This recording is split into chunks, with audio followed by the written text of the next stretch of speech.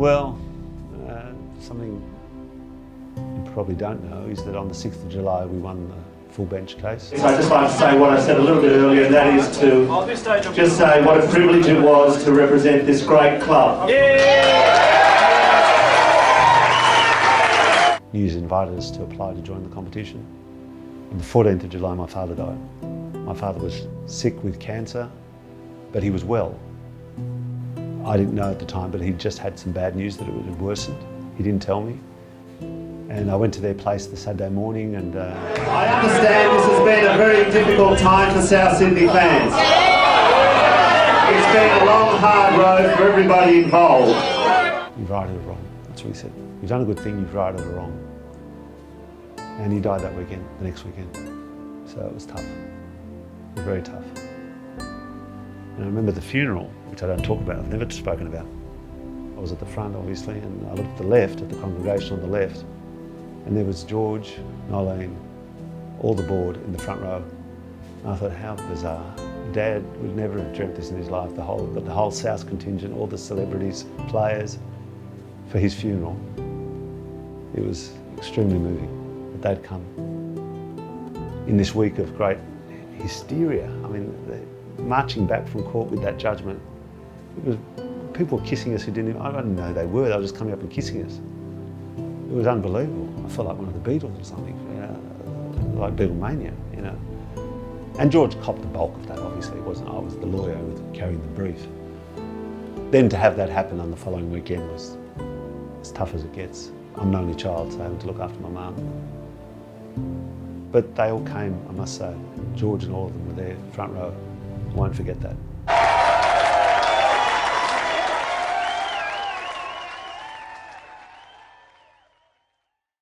South's President George Piggins intends to continue his fight against the NRL and News Limited. And then you subpoena them, and then you get them to open the books and you see who's been fair dinkum. One of the most famous clubs of all, South Sydney. 20 premierships. In a battle for survival. We're not going to go on it. We're going to ride the storm and we're together.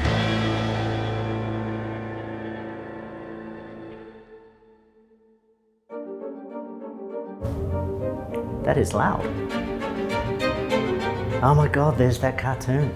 Well, this is an extremely unlikely group of people, many of whom were and some of whom remain sworn enemies, that banded together to help in different ways save the club. Well, Group 14, after we got back into the competition, Martin and Jerry and I went back to our own businesses because we'd been away from them for 3 odd years. That board, minus me at the end, with George as the chairman, got us through the court cases, got us all the sponsorship to get back, got us in the position that we were to re-enter the competition, which we did. And very quickly, all of those board members were gone. And it reverted back to what it had been when I first got back on the board. They lasted for a while. I was still legal advisor. We had lots of other subsidiary litigation going. We had a suit against a former coach. We had a suit against the former player, Michael Francis. We had all these court cases. We had creditors everywhere who were suing us for money and who'd waited during the court case but now wanted their money. Now they were back in. There was no income. We had debts up to here. Revenues were very low. There wasn't the funding from the central offices like there is now, the broadcast funding.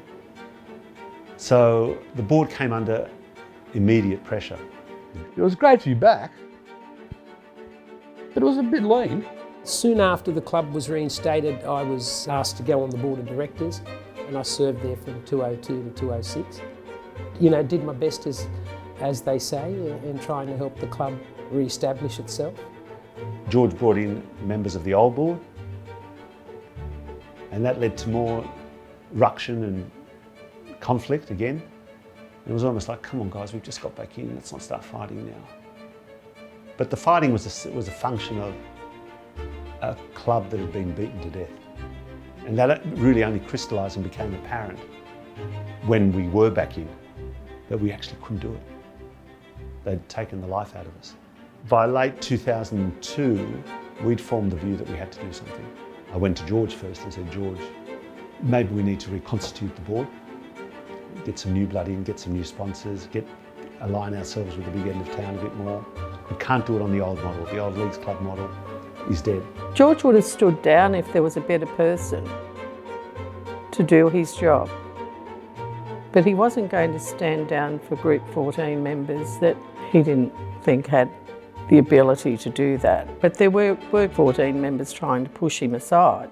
In 2003, we launched a challenge. George initially was interested in standing down and allowing me to pick a board, but pressured by others around him, I think he made a decision to fight on. And we ended up with a compromise board, 5 George people, 4 Nick Pappas people. I'm one of the 4 and I was going to be the chairman. So I was a chairman in minority. George never wanted to hang on to that club forever. He handed over the chairmanship to Nick Pappas. He did that voluntarily because Nick Pappas convinced him he could bring the big end of town. Oh. I was going to India to do some commentary on one of the very first T20 competitions over there called the Indian Cricket League. And I get this phone call at Singapore Airport and this voice went, "G'day Mike, you haven't met me, but this is Peter Holmes at court." I went, "Oh, hey Peter, how you going?" He said, "I need to talk to you about the Rabbitohs. You're aware that Russell and I have been in conversation with Nick Pappas?" And I went, "Yes, I have been." Ultimately, from the minute I became chairman in April 2003, it was all about finding a solution to get the club onto a higher level immediately. I said, "Look, mate, I'm going away to India for a couple of weeks, but when I come back, I'm happy to sit down and have a talk with you." And he was living in a place near Centennial Park at the time. And a few of us went round there that night to talk to him about him and Russell purchasing the club. George said to me, he said, "Look, I've got nothing against Russell Crowe taking over, but let him buy 49% of the club and keep 51% in the hands of the members, because if something happens to him, if he gets run over by a bus, God forbid, or he loses interest in South and it's costing him too much money or whatever, then the members still have control." That went down, and because I'd been supportive of Russell and Peter buying a stake in the club and supportive of Nick, George said that he wouldn't step down from the chairmanship unless Andrew Denton and myself weren't involved in the new board. And I suppose he viewed that, you know, we'd crossed the floor and we're now with the other people who were fighting him to try and get the board more buoyant. So Andrew and I said, "Mate, I'm cool. I'll always be a supporter and love the club and hope I've done a reasonable job as deputy chairman." So Andrew and I really stepped back immediately. George was not against Russell Crowe taking over the club. He was against the way it was being taken over. I went and saw him and said, "We can't do this.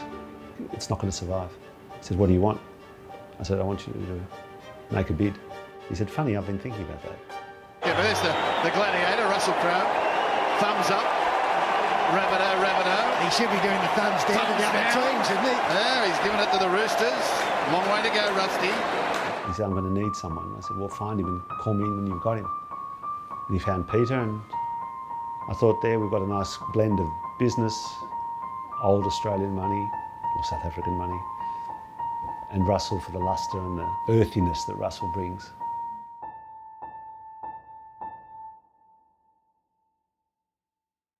However the situation ends up today, our relationships together as a group of people will never be the same, however this goes. I've stated my case, and I'm prepared to back my words with cash. I want you to vote yes. Now listen carefully, because this can be really big.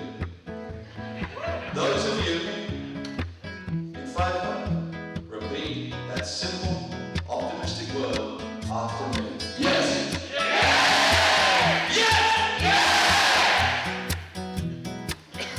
Right, so that's clear the air. Then we'll fill the bullshit out of the way. Let's get on with playing the game. Ladies and gentlemen, I now reconvene the extraordinary general meeting of the football club and announce the results of the polling as follows. Resolution 1, total valid votes 3,942, yes 2,988, representing 75.8%. We needed 75%. few votes could have turned it the other way. That then went to the annual general meeting when the members voted to allow Russell and Peter Holmes of Court to become the owners of the club. Nick was the chairman. They want to move into a new future. They want to embrace a new future with Russell and Peter.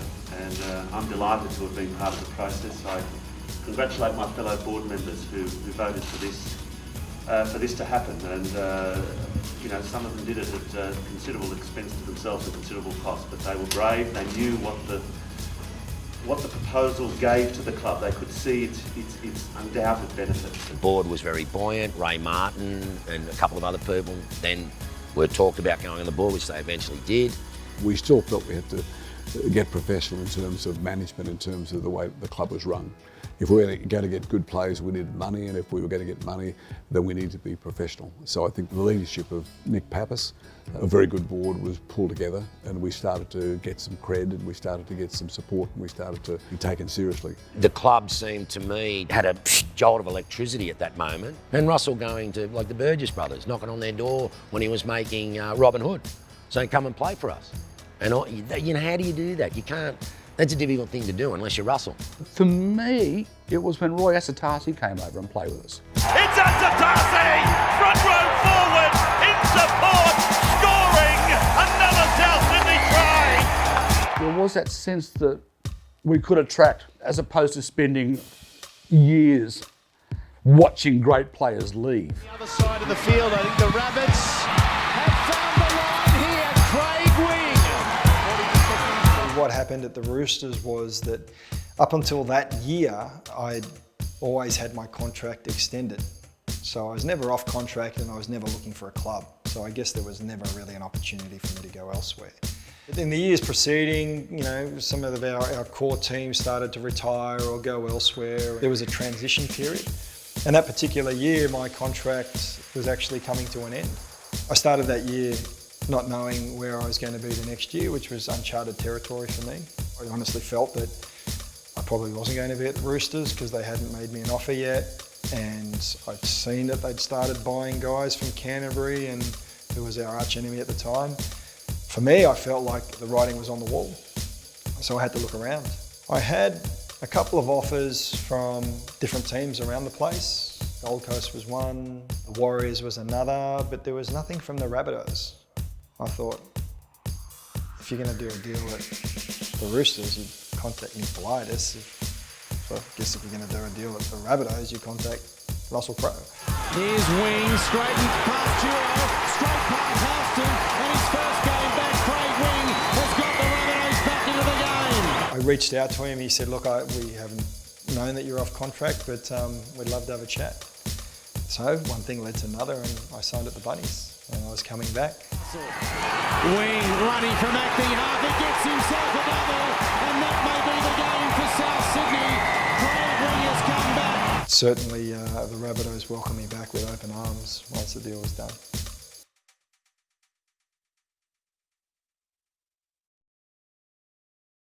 Today is a black day in the history of rugby league. Today is a black day in the history of rugby league. We're all aware that the inclusion of the Rabbitohs into the competition could be nothing but positive because the state of the game is in disrepair at the moment. We lost the court case today, and as George said, our lawyers have been instructed to go through the rulings that were handed down today and see if there is any avenue for appeal. And if there is an avenue for appeal, we will be pursuing that, no doubt. Oh, that's a good question. Probably 3 of the hardest years of my life. End of the 90s was an incredible time for me, and I was in the back end of my 30s, just sort of turning 40 in 1999. And now I'm in my 60s, and I can't believe that that 20 years has gone so quickly. It was a very, very busy time of my life, and when I got asked to go and help Group 14, I really didn't think I had enough time to do that. And then I got asked to go on the board, and I definitely didn't think I had enough time to do that. But I made time because it was really important for me and my family, and the memory of my father, who died when I was 16, and the Whitney side of my family. It was really important that I made an effort to try and help. Did I think the effort was going to last so long, and was I going to play the role that I did? No, I didn't. I had no idea it was going to end up like that. Am I glad that I got involved? Absolutely. Am I glad that I'm talking about it 20 years down the track? Absolutely. Is there some things that I'll never tell you about what happened in the boardroom? Yes, there is, because what happens in the boardroom stays in the boardroom. But at the end of the day, we're out there playing. We've got a great side. We've played finals the last couple of years and everything's going great. And if me and those people in that moment, if we contributed just that much to where we are now, I can sleep at night and I'm happy for my contribution. And for the efforts that I put in, the club gave me a life membership. And I've got some life memberships from cricket, for Randwick Petersham Cricket Club and Cricket New South Wales. But to get one from South,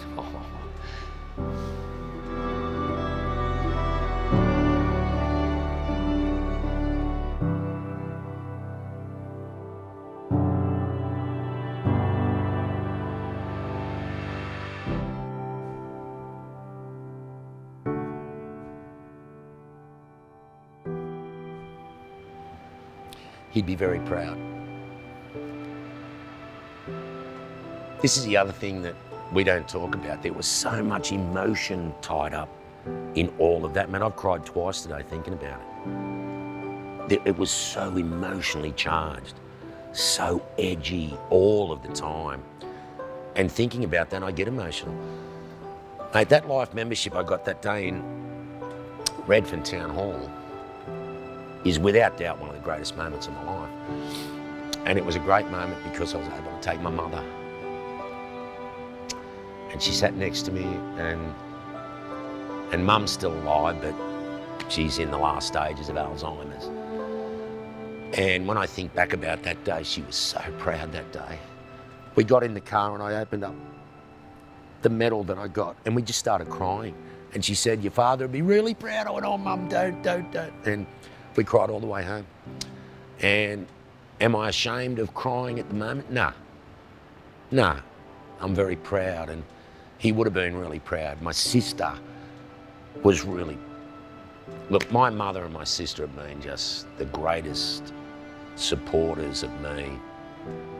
And without them, I'd be nothing. And when you lose your father early in life, someone's got to, step up to the plate. My mum did that. But that moment, that day in Redfern Town Hall was just amazing. Just amazing, man. I'll never forget it. So proud. Life member of the Rabbitohs.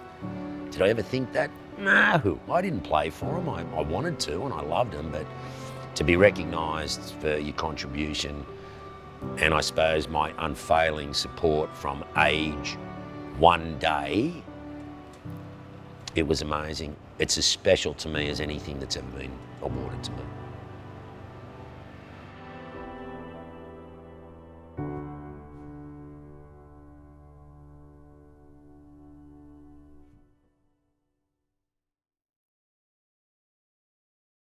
We sort of set some goals back in those dim, dark days, and I remember talking to Albo and Mike Whitney about, in our wildest dreams, what could we imagine, where we'd love to see Souths. And we're in another universe today to what we even thought back then. When we look at the team run out, when we look at our supporters, when we look at the joy, the passion, being human beings, you can't help but have a bit of pride that you had a bit to do with that. And we go back to that day in July 1998 when we were getting flogged by Canterbury. Steve Martin and I looked at each other and said, we'll never forgive ourselves. And we've forgiven ourselves because we were very much part, along with a lot of other people. It was one of the great things in my life, to be involved with such an extraordinary group of people.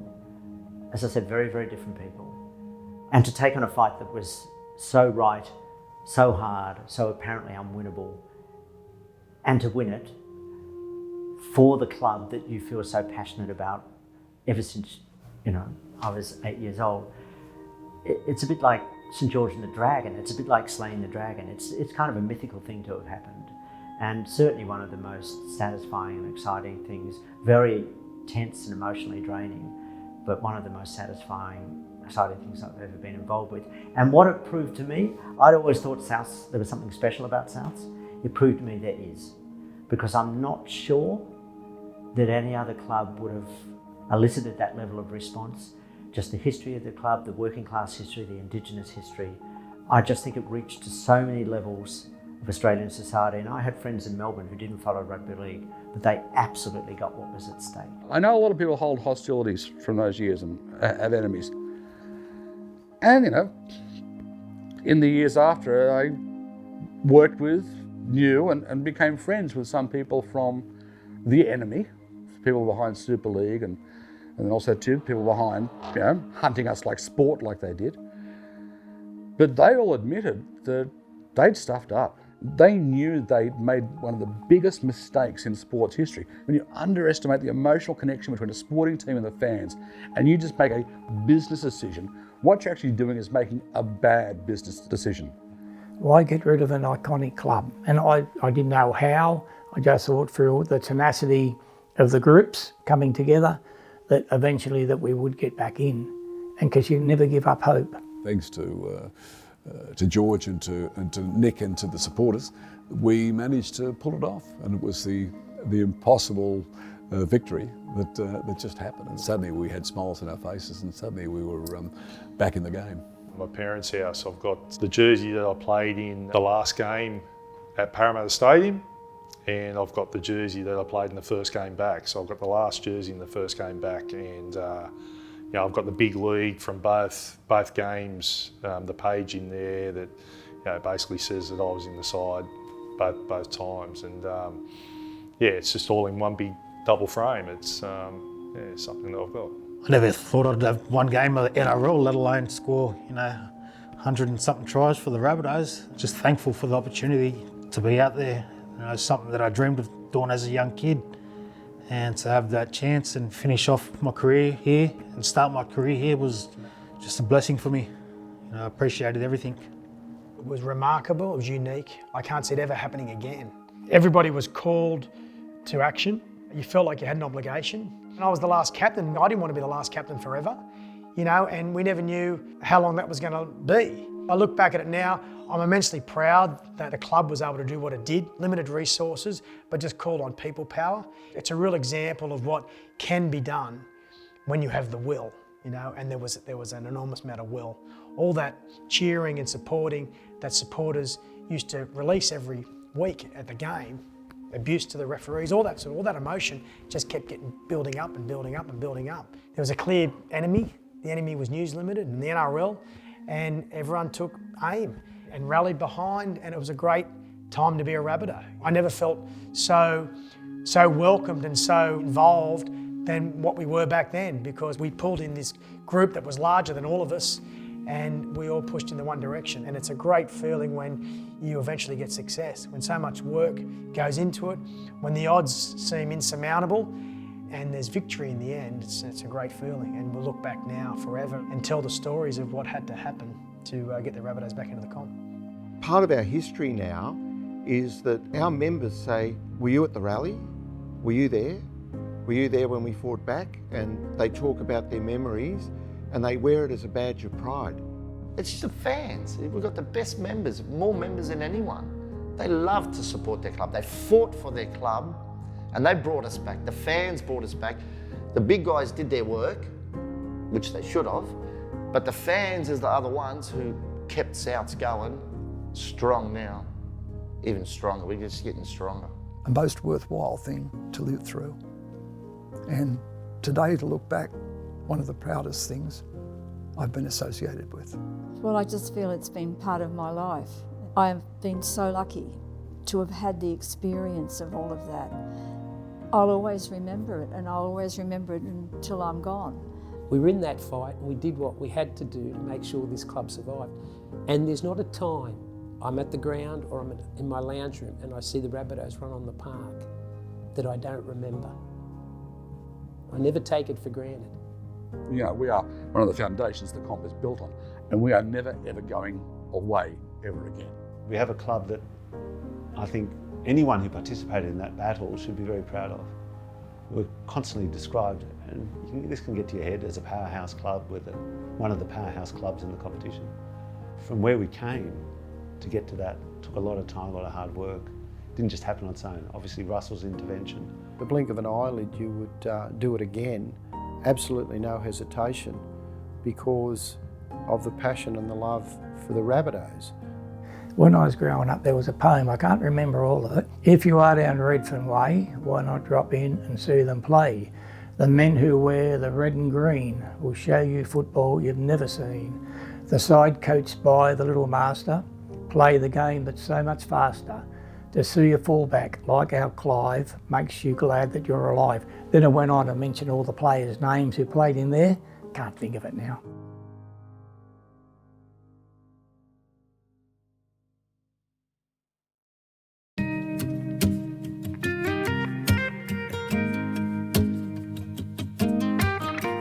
After we won the court case, a cousin of mine who was a Tigers man all his life, I said to him, I said, if your members had been like our members and stuck it out and fought, and he turned to me and he said, don't give me that.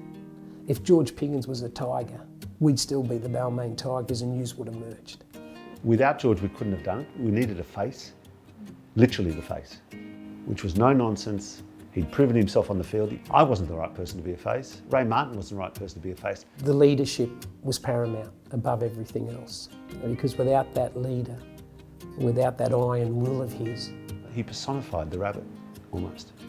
Very different to a rabbit, but he personified almost the innocence of the rabbit being beaten. So George was important as a figurehead, obviously as a board chairman, but most importantly as that face in the community, which would emerge from the court for every press conference or emerge from the club and never change. You never saw him really smile. Even when we won, he never even smiled. He was just on one path, which was success. So for that, we are grateful. We had our differences after, when the euphoria died down, but we're friends again now. He wanted to stay to the end. He was disappointed that the football club was privatised for $3 million bank guarantee. The football club members didn't benefit by that sale. Look, George and Nolene I'd known for a while, being a local, and George, legend. I mean, don't worry about, chairman of this and chairman of the, as a footballer, legend. One of the toughest, hardest of all time. And he was a mascot boy, so, my family, the Whitneys, were from Mascot Eastlake, so there was this thing there.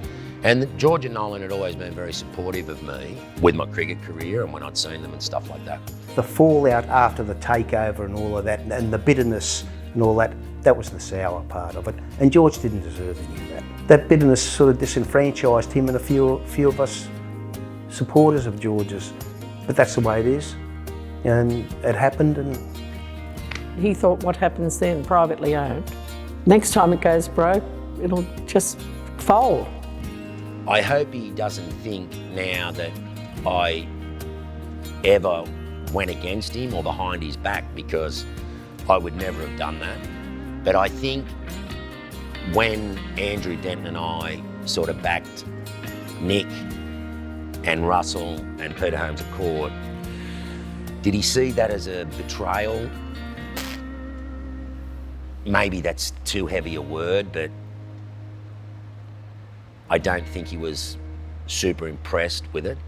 And that's why he said then, as long as Whitney and Denton aren't involved, then I'll step down. The Leagues Club members were dudded.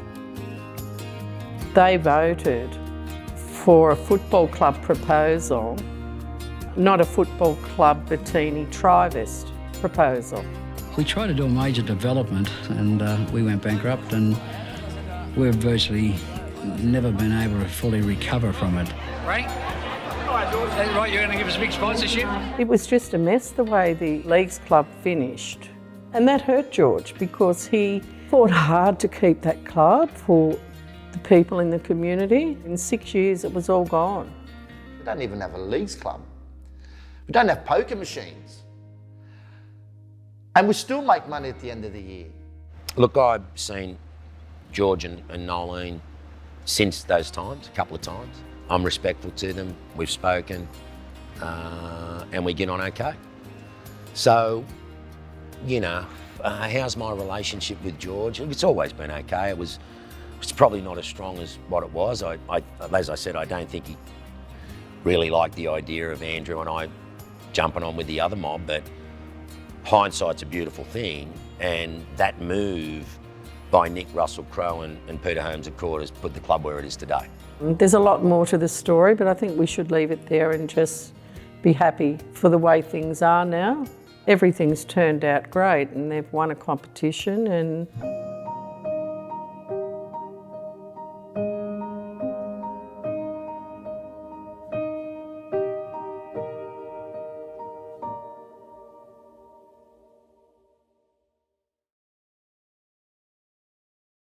I don't know if anywhere in the world, and I'm quite sure nowhere in this country, has a first-grade sporting team being officially executed in full public view, fight its way back from the grave, then go on to win the competition. John Sutton, the proud Rabbitoh himself, the local junior who has waited so long for this moment. There are fans, plenty of them, in this crowd here today who have never seen a South Sydney Grand Final, but that is about to change. Norm and Arthur, the Proven Summons Trophy going to the winner of this one. What an occasion it would be. It was the red and green. When I couldn't get to the game and I watched it in my lounge room at Maroubra on my own. We had to get a premiership along the way. We maybe should have got it 1 or 2 years earlier. For Johnston! George Burgess bats away from Williams! George Burgess! Unstoppable! It beat everybody and then coming through, Kirisabi out first! Adam Reynolds! It's over! The ground is broken! Fury away and running once again! Inglis to celebrate it! What a moment! It finishes with the goanna! Mate, if you had a shot footage of that, you would have been embarrassed. I ran round my lounge room, crying. And I think it was a release of a lot of emotion that I'd been holding on to from those 3 years, and it made it worthwhile. At that moment, I went, it's all been worthwhile. And I come to peace with it all at that moment. If I had anything that was hanging on, any animosity with someone off the board, or I said this and George said that, or Nick Papa said that and Andrew Denton said that, gone. We just won the comp. And I'm hoping that my little contribution has played some part in that. I want to thank you members and fans out there for coming every week. Let's do this!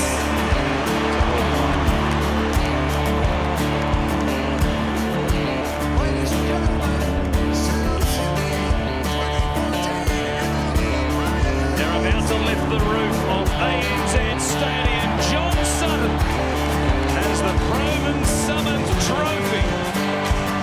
43 years of pain come to an end. The party will be rocking tonight. If you compare the whole thing to Everest, when did I get to the top? When we ran out on the field in England at the World Club Challenge. The first South Sydney team to run onto a foreign pitch in the UK. And it was our Premiership squad basically, except for Sam. And when they ran out, we were crying. We were all crying. To Inglis, who gets it away, and it's a try. I walked around with the players. I don't normally do this, but I thought, in England, I'll get away with it. No one will recognise me. And there was a group of people from Leipzig in Germany who'd come from Leipzig, South supporters. Michael Maguire's men have done it. They have won. I had a photo with them. It was bizarre. I thought, we've made it. We've made it. We're back. They've done it away with their feet and their hearts and their souls. Then you defeated them, and then you get them to open the ball. The whole game's going to be good. It's going to be a good contest. The undying commitment that you display towards this club. There's no intention of merging the colours while I'm in charge of the club. We believe that we were unjustly thrown out of the competition, and I promise you, till you people walk away, I won't. I have fingers crossed, and I really think the league needs us. I'm authorised by Justice Moore to say that he would allow the award. Never say die. People can move now, and that's what we did today. We moved them out. 3 cheers for George.